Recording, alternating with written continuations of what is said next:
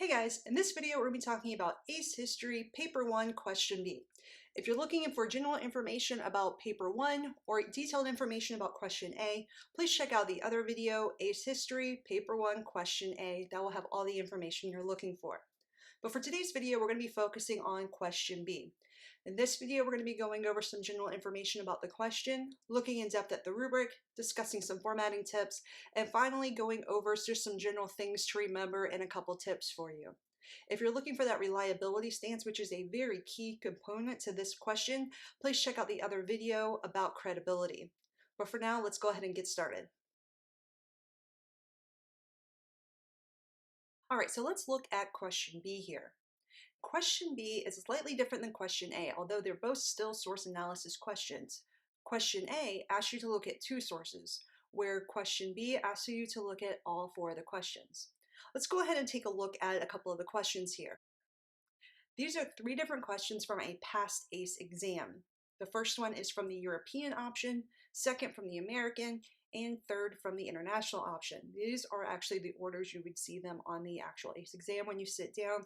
The first part of the test, first couple pages is European, the middle part is the American section, and the final couple pages is the international part of the test. Now, if you look here, look at the wording here. I want to point out something for you. As you can see here, it says sources A to D. This throws off a lot of students for some reason. A lot of students read this and think this means sources A and D, when in fact this means all four sources. So regardless of the wording here, which I have to say AICE has switched up the wording here and has gotten a little bit better. They now say sources A through D a lot of times. But regardless of how it's worded, you need to cover sources A, B, C, and D. The next thing to note in these questions is what you're supposed to be really looking at here. If you look here, it says support the view, support the assertion, or support this view for these three questions. So you're looking at how far sources A through D, all of them, support the view in the rest of the question. So let's go ahead and look at the question. This is the meat of what you're doing here. You need to be reading and analyzing these sources based on the statements in the prompts. So let's look at the American one here real quick. How far do sources A to D support the assertion that a civil war had commenced in Kansas in 1856? So through your reading of the sources, you're going to be focusing on that specific question here. So when you read source A, you're going to see if it supports that a civil war had commenced in Kansas in 1856. And remember here, it can show weak support, strong support, moderate support, weakly challenge the assertion, strongly challenge the assertion, or moderately challenge the assertion. It doesn't have to be 100% one way or the other. And that's the same way you see it on the European option and also for the international option here. So it's important to make sure you're reading your actual questions carefully. Now that you've got the questions looked at and you know what you're supposed to be doing, let's go ahead and take a look at the rubric here to analyze what you need to be doing to make sure you pass this part of the exam. All right, now let's take a look at the rubrics here. Now the rubric for question B is different than for question A. And in fact, for both of your AS level papers for your ACE exam, you're going to have two different rubrics for both papers. Question A's have their own rubrics and B's have their own rubrics. Now the big difference between your question A rubrics and your question B rubrics is the level it goes up to. So for this one, since we're working on paper 1 question B here, this B level goes up to level 5. So we're going from level 0 all the way up to level 5. Like all the other ACE rubrics, your passing range begins at level 3. So let's go ahead and break down each level of the rubric here. All right, so let's briefly begin with the non-passing levels, starting out with level 0. Level 0, which gets you a grand total of 0 points, as you can imagine here. If you get a level 0, you're not providing any relevant comment on the sources or the issue, meaning whatever you're writing about, if you wrote anything at all, has absolutely nothing to do with the information at hand, the sources or the question. Level 1 here, you're not making valid uses of the sources. This is, you can range here from 1 point up to 5 points. So you might describe the sources and explain the content of the sources without actually linking it to the question. Or you might discuss the actual question without actually giving any reference to the sources. That would get you into the level 1 range.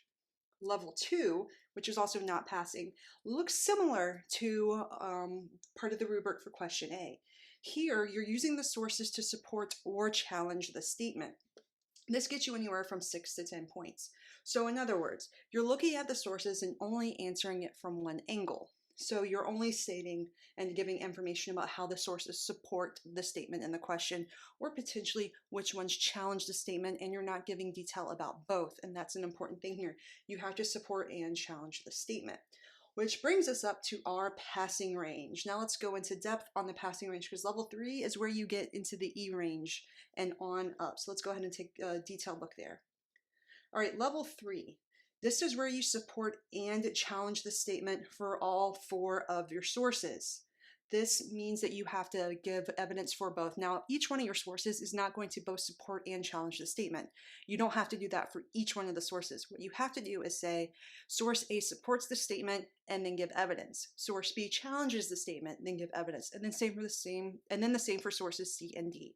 So you're really looking here that you're trying to do both. You're finding evidence of support and challenge, because there will be at least one of the sources that does the opposite of the other. So you have to have that support and challenge with all 4 of the sources. And key here is you have to actually provide evidence. You have to give textual evidence for what you're stating. So I gave you here an example of how you might format this with source A challenges the assertion that, and then insert whatever was in the prompt by, and then give your direct evidence from your source. To fall into level 3 here, you only you get from 11 to 15 points here for your level 3.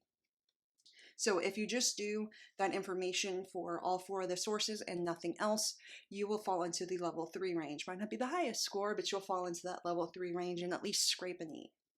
Now moving on to level 4, which can get you anywhere from 16 to 20 points. Level 4, you have to do everything you did in level 3. Plus, you need to make sure you're adding in that contextual knowledge. So what do you know about the topic or the source that's not specifically written inside the source? So if it's written by Abraham Lincoln, what do you know about Abraham Lincoln that is relevant to the overall topic here? You also here get in your credibility and reliability aspect of your sources. I'm not going to go into detail with this right here, because I've made a completely other video that really goes into depth about what you need to do for your credibility and reliability. So for a level 4 here, what you're doing, you might have source A challenges the assertion that, whatever's from the prompt, by your evidence, and then give me a couple more, go into further explanation about your analysis here, and then note, however, source A has some credibility issues due to, and insert your credibility analysis. Now, I know this might sound confusing, but this is definitely one of those practice makes perfect things, so don't be too thrown off if you do not get this right away. This takes time, this takes practice. Now let's move on up to level 5, which gets you 21 to 25 points. These are the big point total here. So of course here you're doing everything you did in level 3 and level 4, plus you're giving an analysis of how well the sources support or challenges the assertion. So in other words, you need to add in and show support for whether or not the source strongly supports the statement in the prompt, moderately or weakly. Now you can't just say it weakly supports the statement without giving any evidence of why it's weak. You have to give that full evidence there as well. And this gives you also that sustained judgment on how well the sources support the prompt. So this would be like a final paragraph where you're really, I would say, truly, thoroughly answering the question. Overall, do the sources support the assertion that the Civil War had commenced in Kansas? And then give me evidence about how the sources prove that or just go against it. So that would be what you need to do for your level 5.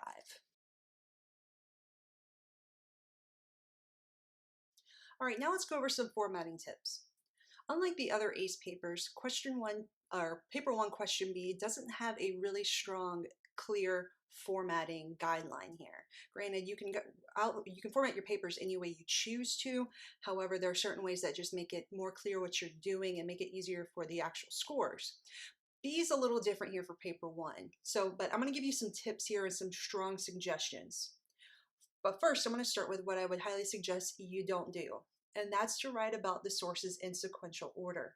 What I mean by that is I'm highly encouraging you not to write one paragraph on source A, one paragraph on source B, a third paragraph on source C, a fourth paragraph on source C, and then a final paragraph to wrap it together. There's a couple reasons for that. One, it looks like you're not really putting a whole lot of thought into the question. In this case, your formatting can actually help prove that you're creating a sustained judgment as you write your paper. This just looks like you're went ahead, dove right in, source A, wrote down what you thought without actually piecing it together for the overall question here on whether or not they support the statement. It looks lazy, and in fact, it actually takes a little bit more time. So I'm going to highly suggest you don't do that. So what I would suggest you do is group your sources. What I mean by this is if source A and D both support the statement in the question, write about them together in one paragraph. Show how they supplement each other and work with the question. Do that with all of your sources. That's one highly recommended aspect. Also, your first part you should write about, your very first paragraph, should of course be your strongest argument. So don't just jump in with source A. If you're going to write about how if your overall argument is going to be that the sources support the statement, but source A challenges it, don't write about source A first. Let's say sources C and D are what your strongest argument is. Write about them in your first paragraph. That shows that you're really thinking about it in the context of the overall question here. And finally, don't forget a final paragraph that actually, I would say, answers the question in the prompt. So let's go ahead and look at some examples of formatting here. All right, so this is an example of something you might choose to do. Let's say for your first paragraph, your strongest argument is that sources B and D support the statement in the question. So you're going to write about sources B and D, give your support, and analyze the credibility for both of them. Your second paragraph would be about sources A and C if they challenge it together. Give support and analysis for each and analyze credibility for both of these.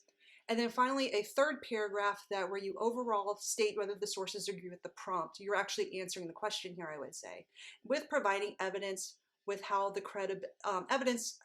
and with the credibility considered. So you're proving that the sources overall support or challenge the statement in the prompt.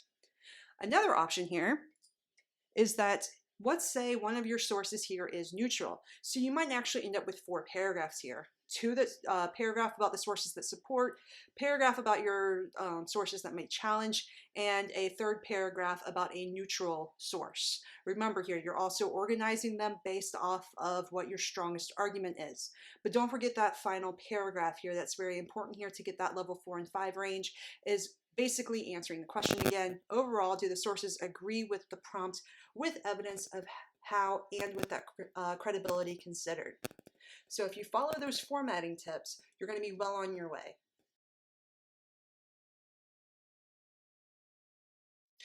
And finally, let's look at some things to remember as you're writing your paper 1 question B. Remember to try to give yourself at least 30 minutes. This is the longest part of your paper 1, and it's worth the most points. So you need to try to make sure that you get yourself as much time to answer this question, but don't sacrifice from actually doing well on question A. But just keep in mind this one is worth the most points. So you also might want to write this part of your test question first. You might want to answer this one first when it comes to the actual test. Also, make sure you use all 4 sources. Regardless of what the wording says, don't get caught up on that A to D. We answer with all 4 sources and make sure you get all 4 sources written down, which is also important to look back at that time. Don't run out of time here. It means to make sure that you get all 4 sources. Also, don't forget to provide that textual evidence for all 4 of the sources. You need to prove what you're saying based off of the sources themselves, so give that evidence. And finally, follow the rubric. Learn it like the back of your hand. Make sure when you sit down there on test day, you know what you need to do to pass this test.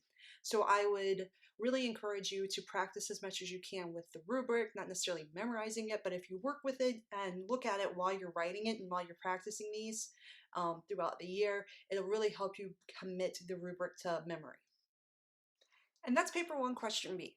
If you have any questions, please leave them in the comments below. And of course, feel free to check out any of the other AICE history videos on this page. Thank you for watching.